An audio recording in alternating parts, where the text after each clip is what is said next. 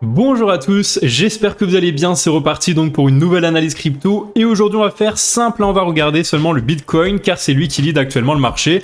On le voit notamment à travers la Bitcoin dominance, ce graphique sur lequel vous voyez que la dominance est repassée au-dessus des 50% et elle pourrait même s'envoler beaucoup plus haut dans les prochaines semaines suite à la cassure de ce range qui a duré depuis plus de 2 ans maintenant. Donc attention, on va surveiller dans les prochaines semaines la dominance qui pourrait très bien s'envoler en direction des 56,67% qui correspond à ce niveau d'alignement Kijun SSB ici très important à ce niveau de résistance. Et ensuite si ça passe ça, eh bien on ira chercher la hauteur tout simplement de ce triangle reportant à l'endroit de cassure qui nous donnera le niveau des 60,24%. Donc autant dire qu'actuellement, eh bien c'est le Bitcoin qui impacte le plus le marché et qui lead tout simplement eh bien les autres cryptos. Allez, place maintenant l'analyse du Bitcoin. On commence par le long terme. Donc le Bitcoin en mensuel pour commencer, on voit qu'à chaque cycle de bull run, on a toujours un cycle qui s'est formé avec un triangle. Donc le triangle qui s'est construit pendant toute la phase de bear market, de consolidation et puis finalement la cassure de la Kijun qui nous envoie à une target minimale de bull run. Pareil ici, donc bear market, on a consolidé, on est remonté, on a cassé la Kijun, on a cassé le triangle et là on allait chercher la hauteur de ce triangle comme ici et puis comme ici, reporter à l'endroit de cassure qui nous donne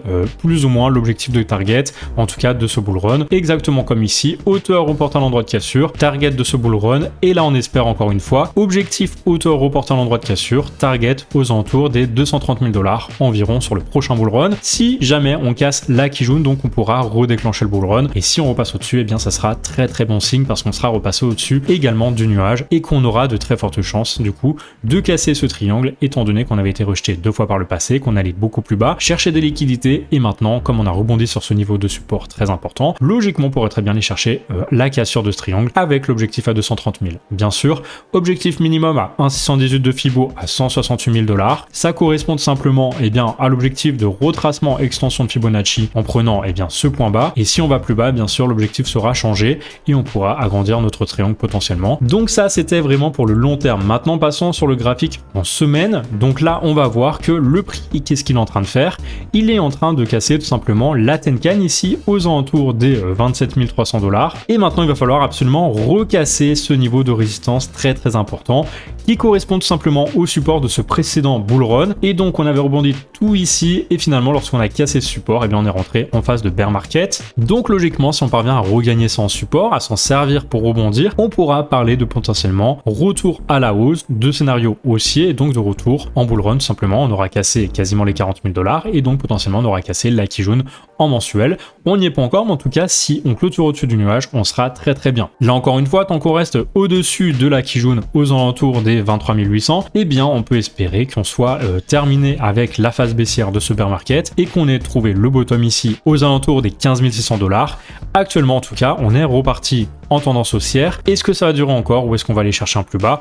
On saura ça dans les prochaines semaines suite au retest à mon avis du niveau des 30 000 $ qui devrait avoir lieu dans les prochains jours ou les prochaines semaines. Voilà, on est très bien parti pour aller retester ce niveau, sachant qu'on est quand même revenu chercher des liquidités ici à 25 000 $. On pourrait très bien être amené à casser les 30 000 enfin, à se servir du support et à repartir. Et avant de continuer cette analyse, petite présentation du partenaire de cette vidéo, il s'agit de Human Divergence, un univers collaboratif dont vous êtes le co-créateur grâce à un système de DAO permettant à la communauté de décider de l'univers du projet. Chacun peut donc donner son avis sur l'univers, les récits et le gameplay. Sur le site, vous pourrez assister à la création du manga, du jeu mobile et même des films dont la direction artistique est vraiment unique car dirigée par la communauté via les NFT, emblèmes et divergents. Alors n'hésitez pas à rejoindre la première réalisation cross-média de l'industrie du Web3 pour y contribuer. Alors dans le jeu, vous allez pouvoir parcourir un monde ouvert à la recherche des secrets de l'univers Human Divergence, des quêtes en solo et en équipe pour progresser dans l'histoire et améliorer votre avatar, tandis qu'un mode compétitif vous enverra accomplir des défis intenses. Pour jouer, vous devrez posséder un NFT divergent que vous pourrez améliorer en stockant votre progression et vos récompenses accumulées lors de vos aventures. Des équipements NFT vous aideront à améliorer votre avatar et ses performances afin de maximiser vos chances de gagner. Chaque NFT divergent vous permettra en fonction de sa rareté de débloquer des avantages exclusifs comme par exemple des mangas physiques ou des NFT additionnels. Pour terminer, le manga est disponible sur leur site internet et je vous invite d'ailleurs à aller y jeter un coup d'œil. Il faut savoir que le projet est soutenu par des acteurs majeurs de l'écosystème crypto comme Blockchain Games Alliance, Polygon Studio, Pirates Lab et les incubateurs de Télécom Paris et de HEC Paris. Bien sûr, comme je l'ai déjà évoqué, cette présentation est réalisée en partenariat avec Human Divergence afin de leur donner de la visibilité en échange d'un giveaway pour la communauté que vous allez pouvoir retrouver sur mon compte Twitter dans les prochaines heures. Et ce n'est pas non plus un conseil en investissement, donc comme toujours, faites vos propres recherches. Allez, on descend encore d'une échelle donc sur le graphique en daily, c'est-à-dire dans les prochains jours ou les prochaines semaines. On a toujours le prix du BTC qui évolue à l'intérieur de ce pattern d'élargissement ascendant. C'est un pattern qui casse plutôt vers le bas, mais tant qu'on ne l'a pas cassé, eh bien on continue de rebondir d'un bout à l'autre de ce pattern et du coup potentiellement on pourrait très bien rebondir, aller chercher le haut de ce pattern ici. Donc à voir en tout cas ce qui va se passer dans les prochains jours. Il faudrait absolument tenir la cassure de ce nuage parce que si on tient la cassure, eh bien on pourra s'en servir en support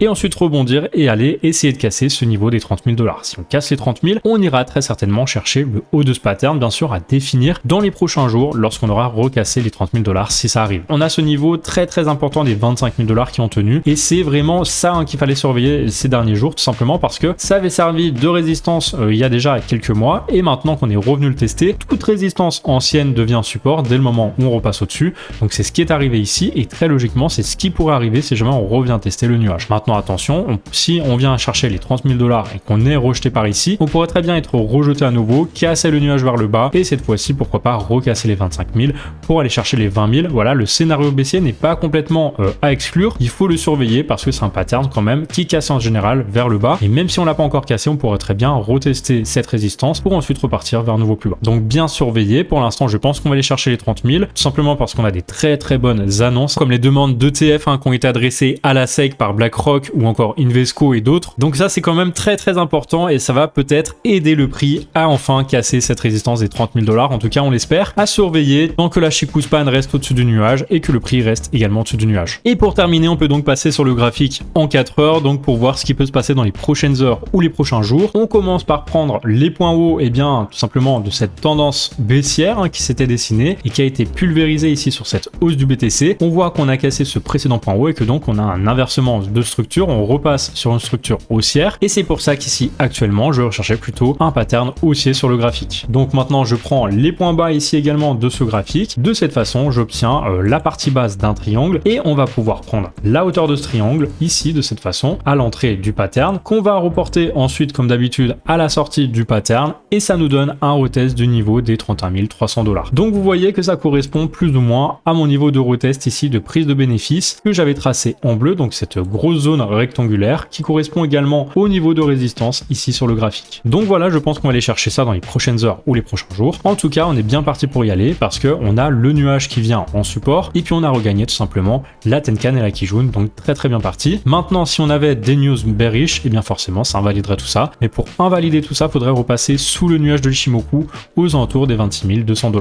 Voilà pour cette analyse, n'hésitez pas à me dire dans les commentaires ce que vous en pensez. Est-ce que vous pensez qu'on va aller chercher les 30 000 $? Est-ce que vous pensez qu'on va les casser à la hausse et aller beaucoup plus haut chercher pourquoi pas les 40 000 $, ou est-ce que d'après vous le bottom n'est pas fait et on risque d'aller retester en dessous des 20 000 $ d'ici les prochaines semaines? Voilà, dites-moi tout ça dans les commentaires. N'oubliez pas que ça permet d'encourager la chaîne si vous laissez un like et bien sûr un commentaire. Ça permet tout simplement à monter un peu dans le référencement, donc n'hésitez pas. Et pour terminer, vous pouvez toujours réclamer un bonus de 25 $ chez Bybit. Vous avez juste à suivre le lien que je mets en description et vous pouvez également suivre ma stratégie de DCA à faible risque qui m'a permis cette semaine de gagner plus 10,90% sur mon portefeuille de crypto. J'ai mis du BTC, de l'Ethereum, du Cardano, du Bitoken et du BNB. Vous êtes déjà 32 personnes à suivre cette stratégie, donc n'hésitez pas. Si vous avez des questions, vous pouvez les laisser en commentaire. Sur ce, je vous souhaite une très belle fin de semaine et je vous dis à très bientôt pour une nouvelle vidéo.